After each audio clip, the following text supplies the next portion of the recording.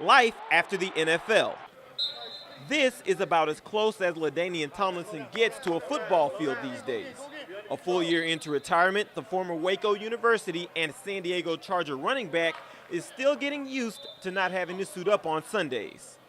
The first year away from the game, I struggle with it a little bit. I mean, you ask my wife, she'll say I definitely struggle with it.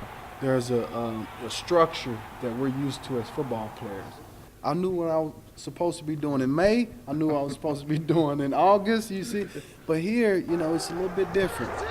But football is still central to LT's life, being an analyst for the NFL Network and running his summer football camp. For LT, it's about preparing young athletes for the game on the field as well as the one off of it. There's a lot of expectations when you're an athlete. And, nowadays we see so many athletes get in trouble. When you're young, you're learning what's right and wrong. But when you get to a certain age, you know what's right and wrong. And we have to get our kids to understand the consequences of decisions.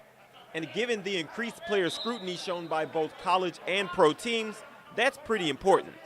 It has intensified, but rightfully so. The money is much larger. If you're going to pay a guy, millions of dollars, then you better make sure he's the right guy on and off the field. We all know what LT did on the field while in the NFL.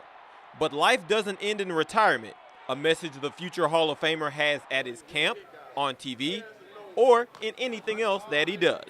A lot of kids look at me and say, man, he played football, 11 years, he's rich, and, he have whatever he wants. You don't stop when you're done playing football. You transition into doing something else. And anything is possible. If you study, if you put your mind to it, you can do it.